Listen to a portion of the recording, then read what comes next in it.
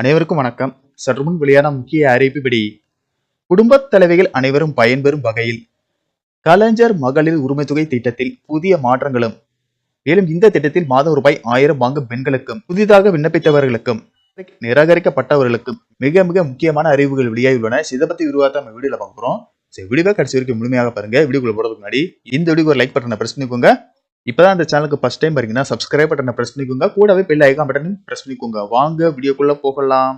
குடும்பத்திற்காக வாழ்நாள் முழுவதும் ஓயாமல் உழைத்துக் கொண்டிருக்கும் ஏழை பெண்களின் உழைப்புக்கு அங்கீகாரம் கொடுப்பதற்காகவும் வறுமை ஒழிப்பதற்காகவும் தமிழ்நாடு அரசால் செப்டம்பர் 15ஆம் தேதி 2023ஆம் ஆண்டு கலைஞர் மகளிர் உரிமை தொகை திட்டம் கொண்டு வரப்பட்டது. இந்த திட்டத்தின் மூலம் அரசின் நிபந்தனைகளை பூர்த்தி செய்யும் தகுதியான குடும்ப தலைவிகளின் வங்கி கணக்கில் மாதந்தோறும் 15ஆம் தேதி ரூபாய் 1000 நேரடியாக வரவு வைக்கப்படுகிறது.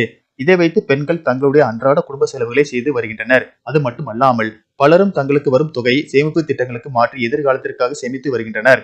இந்த நிலையில் மகளிர் உரிமை தொகை திட்டத்தில் மாதம் ரூபாய் 1000 வாங்கும் பெண்களுக்கும் தகுதி இருந்தும் நிராகரிக்கப்பட்ட மற்றும் புதிதாக விண்ணப்பித்த பெண்களுக்கும் ஒரு முக்கிய அறிவிப்பு வெளியாகியுள்ளது. மகளிர் உரிமை தொகை பெறுவதற்கு பல்வேறு கட்டுப்பாடுகள் மற்றும் நிபந்தனைகள் விதிக்கப்பட்டதால் பல லட்சம் பெண்களுக்கு மகளிர் உரிமை தொகை பெற முடியாத நிலை ஏற்பட்டது. இதனை அடுத்து புதிதாக ரேஷன் கார்டு வாங்கியவர்கள், தளர்வுகள் அறிவிக்கப்பட்டவர்கள் என ஏராளமானோர் புதிதாக மகளிர் உரிமை தொகை திட்டத்துக்கு விண்ணப்பித்தனர். இந்நிலையில் புதிதாக விண்ணப்பித்தவர்களுக்கு மகளிர் உரிமை தொகை அக்கௌண்டில் வரும் என்ற தகவலை துணை முதல்வர் உதயநிதி ஸ்டாலின் வெளியிட்டுள்ளார். இது குறித்து அவர் கூறுகையில், கலைஞர் மகளிர் உரிமை தொகை திட்டத்தில் விடுபட்ட மற்றும் புதிதாக விண்ணப்பித்த தகுதியுள்ள பெண்களுக்கு டிசம்பர் 15ஆம் தேதி முதல் மாதந்தோறும் ரூபாய் 1000 உரிமை தொகை வழங்கப்படும் என அறிவித்துள்ளார். மேலும் இம்மாத இறுதிக்குள் தகுதியானவர்கள் பட்டியலை இறுதி செய்ய அரசு திட்டமிட்டுள்ளது. பெண்களுக்கான முக்கிய செய்தி என்னவென்றால், தேர்வு செய்யப்படும் பயனாளிகளுக்கு அரசிடமிருந்து இம்மாதத்தில் SMS வர வாய்ப்பு இருக்கிறது. அதன் பிறகு டிசம்பர் 15ஆம் தேதி கலைஞர் மகளிர் உரிமை தொகை திட்டத்துக்கு தேர்வு செய்யப்பட்ட பெண்களுக்கு தமிழ்நாடு அரசு நேரடியாக அவர்களது வங்கி கணக்கில் 1000 ரூபாய் வரவு வைக்கும்.